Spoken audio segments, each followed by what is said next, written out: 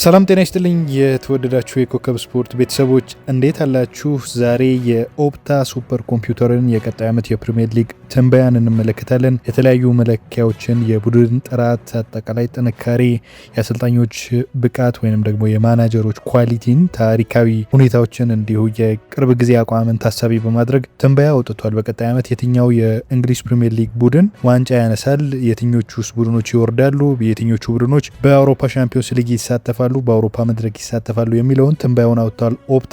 ይህንን ጉዳይ እንመለከታለን። ዛሬ አብራችሁ እንድትቆዩ እንደዚሁ እንጋብዛለን።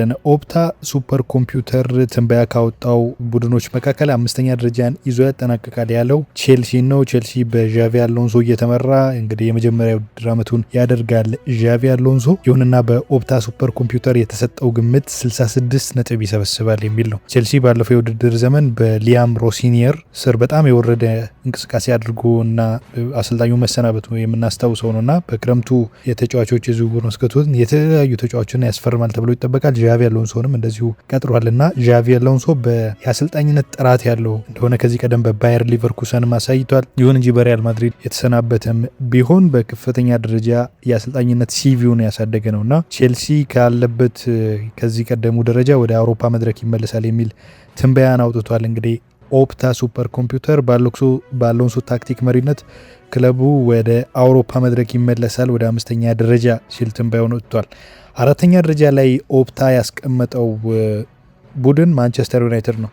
ማንቸስተር ዩናይትድ በሩበን አሞሪም ስር በጣም አስቸጋሪ የውድድር ዓመትን አሳልፎ እንደነበር ይታወቃል። የኋላ ማይክል ካሪክን መሾሙ እንደዚሁ የሚዘነጋ አይደለም እና ማይክል ካሪክ ባለፈው የውድድር ዘመን መጨረሻ ላይ ቡድኑን በጊዜያዊነት ይዞ ያሳየው አስደናቂ መነሳሳትና ቡድኑ ላይ ያሳድረው እንግዲህ ቡድኑ በጊዜ ሂደት ያመጣው ሞመንተም ነው አሁን ቋሚ ኮንትራት እንዲያገኝ ያደረገው እና በተጨማሪም በመጨረሻዎቹ 5 ጨዋታዎች በሊጉ ቀላል መርሃ ግብር የተሰጠው ለዩናይትድ ነው አሁን በወጣው መርሃ ግብር ማለት ነው እና አማካይ የተጋጣሚ ጥራቱ 89.3 ብቻ ነው እና በመጨረሻ ሳምንታት አዳዲስ ያደጉትን ሃል ሲቲ፣ ኢፕስዊች ታውንን ስለሚገጥም በቀላሉ ነጥብ ሰብስቦ ቶፕ 4 ውስጥ መግባት ይችላል ሲል ኦፕታ ትንበያውን አስቀምጧል።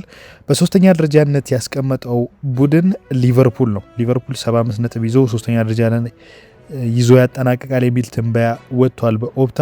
የሽግግር ወቅት ነው እንግዲህ አሁን ሊቨርፑል ዋና ለዚህ ማሳያ ያደረገው በተለይ ደግሞ የሚጠብቁት በጣም ወሳኝ መርሃ ግብሮች እንዳሉ ታሳቢ በማድረግ ነው። ሊቨርፑል በአዲሱ አሰልጣኝ አንዶኒ ኢራዮላ መሪነት የሽግግር ጊዜ ላይ ይገኛል። እንግዲህ አሁን ምንም እንኳን ቪክተር ሙኞዝ የተባለ ትልቅ ተጫዋች ቢያስፈርምም ሱፐር ኮምፒውተሩ ሊቨርፑል ከ6ኛ እስከ 10ኛ ሳምንት ባለው ጊዜ ውስጥ በጣም ፈታኝ መርሃ ግብር ይጠብቀዋል። በማንቸስተር ሲቲ እና በአርሰናል ሜዳ የሚደረጉ ተከታታይ ከባድ ጨዋታዎች በአንፊልድ እንደዚሁ በዚሁ ወቅት ሊቨርፑል ነጥቦችን የመጣሉ እድል በጣም ሰፊ በመሆኑ ሶስተኛ ደረጃ ላይ እንዲቀመጥ እንደዚሁ ኦፕታ ትንበያውን አስቀምጦለታል ማለት ነው። ሊቨርፑል በቀጣይ ዓመት በአንዶኒ ኢራዮላ ስር እንደ ተፎካካሪ ይሆናል ተብሎ ከሚጠበቁ ቡድኖች መካከል አንደኛው ነው። ምናልባት ሁለተኛ ደረጃን ይዞ ያጠናቅቃል የተባለው ቡድን ማንቸስተር ሲቲ ነው። ማንቸስተር ሲቲ ፔፕ ጋርዲዮላን ሸኝቷል። ከፔፕ ጋር ከተለያየ በኋላ እንግዲህ ኢንዞ ማሬስካ በሚቀጥሉት ሳምንታት ውስጥ የቡድኑ ዋና አሰልጣኝ ሆነው ይሾማሉ ተብሎ ይጠበቃል። በይፋ ያልተገለጸ ነገር ቢኖርም ግን ሁኔታዎቹ ወደዛ እንደሚሄዱ ማሳያ ማንሳት ይቻላል። ማንቸስተር ሲቲ ከ2015-16 የውድድር ዘመን በኋላ ለመጀመሪያ ጊዜ ያለ ፔፕ ጋርዲዮላ ወደ ሜዳ ይገባል ማለት ነው በቀጣይ ዓመት የውድድር ዘመን። ጋርዲዮላን ተክቶ የመጣው ኢንዞ ማሬስካ ስለዚህ አዲስ የጨዋታ ፍልስፍና የሚዘረጋ በመሆኑ ከዛ ባሻገርም ተጫዋቾቹም ቡድኑም ከአዲሱ አሰልጣኝ ጋር ለመላመድ ጊዜ ስለሚወስድባቸው ስለዚህ ከአርሰናል በ8 ነጥብ አንሰው ሁለተኛ ደረጃን ይዘው ያጠናቅቃሉ የሚል ግምት በኦፕታ ሱፐር ኮምፒውተር ተገምቷል። 78 ነጥብም እንደዚሁ ይሰበስባሉ ተብሎ ተገምቷል። የሻምፒዮንነት ግምቱ የተሰጠው ባክ ቱ ባክ ለአርሰናል ነው። በ2025-26 የውድድር ዘመን ማንቸስተር ሲቲን በመብለጥ የሊጉን ከ22 ዓመታት በኋላ ዋንጫ ማሳካታቸው ይታወቃል። አርሰናሎች ለመጀመሪያ ጊዜ የፕሪሚየር ሊግ ሻምፒዮን መሆን ችለዋል ከ22 ዓመታት በኋላ። ሱፐር ኮምፒውተሩ እንግዲህ ሚኬል አርቴታ የሚመራው ቡድን ይህንን የስነ ልቦና የበላይነትና የቡድኑን መረጋጋት ይዞ ይቀጥላል ሲል እንደዚሁ ተንብዮአል ማለት ነው። የመጨረሻዎቹን አስቸጋሪነት በተለይ የጨዋታዎቹን አስቸጋሪነት ለመለካት የኦፕታ ፓወር ሬቲንግ ይባላል እና በዛ መሰረት አርሰናል በመጀመሪያዎቹ 10 ጨዋታዎች ውስጥ በጣም ቀላል መርሃ ግብር ካላቸው ክለቦች ውስጥ አንዱ ነው። በመክፈቻው ጨዋታ የመጀመሪያውን ጨዋታ የሚያደርገው አዲስ አዳጊውን ኮቬንትሪን በማስተናገድ ነው፣ በኤሜሬትስ ስታዲየም ማለት ነው። በመጨረሻዎቹ 10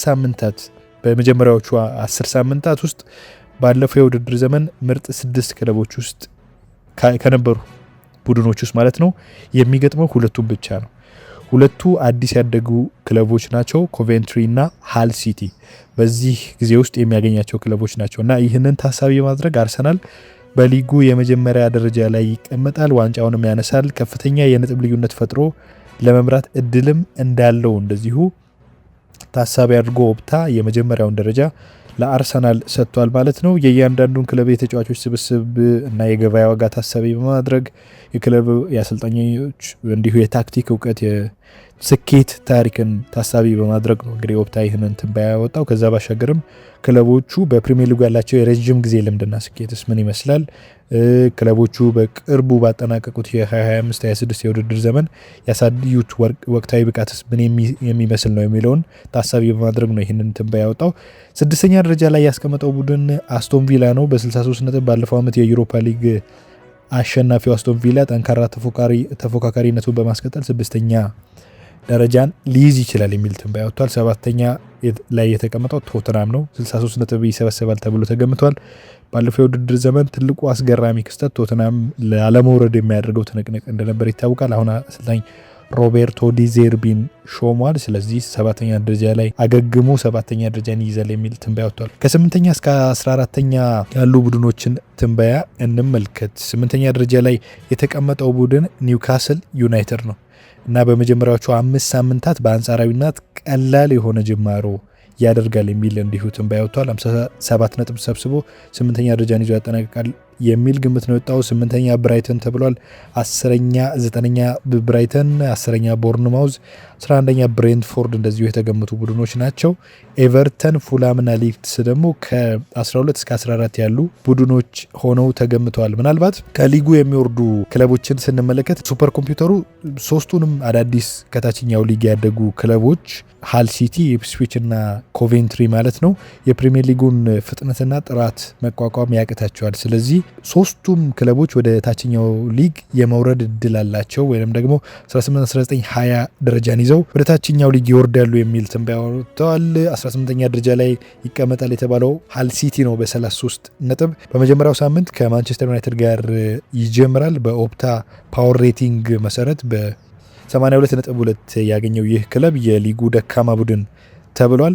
19ኛ ላይ የተቀመጠው ኢፕስዊች ታውን ነው፣ 27 ነጥብ ይሰበስባል። የመቆየት እድሉ እንደዚሁ አነስተኛ ነው የሚል ግምት ነው የወጣው። 20ኛ ደረጃን ይዞ ያጠናቅቃል የተባለው ኮቬንትሪ ሲቲ ነው። በመጀመሪያው ጨዋታ አርሰናልን ይገጥማል። በፍራንክ ላምፓርድ የሚመራው ቡድን እጅግ አስቸጋሪ መክፈቻ ሳምንት ጨዋታ ይገጥመዋል። በመጀመሪያዎቹም ጨዋታዎች ከሻምፒዮኑ አርሰናልና ከማንቸስተር ሲቲ ጋር መገናኘቱ ገና ከጅምሩ በጣም አስቸጋሪ የውድድር ዓመት እንዲያሳልፍ ያደርገዋል የሚል ግምት ነው የወጣው። ክሪስታል ፓላስ፣ ሰንደርላንድና እንዲሁም ኖቲንጋም ፎረስት ከ15 እስከ 17 ያሉትን ደረጃዎች ይዘው ያጠናቅቃሉ የሚል ትንበያ በኦፕታ ሱፐር ኮምፒውተር ወጥቷል። የኦፕታ ሱፐር ኮምፒውተር እንግዲህ ለ26-27 የውድድር ዘመን አርሰናልን የዋንጫ ፌቨራይት አድርጎ በአንደኛ ደረጃ ላይ መርጦታል። ማንቸስተር ሲቲን ሁለተኛ፣ እንደዚሁ ሶስተኛ ላይ ሊቨርፑል፣ አራተኛ ማንቸስተር ዩናይትድን በፌቨራይነት ወይንም ደግሞ ከ1 እስከ 4 ያለውን ደረጃ ይዘው ያጠናቅቃሉ የሚል ትንበያ አውጥቷል። ለማንኛውም ይህንን በቀጣይ የውድድር ዓመት የምንመለከተው ይሆናል። ለዛሬ ያዝነው ስፖርታዊ ጉዳይ ይህንን ይመስላል።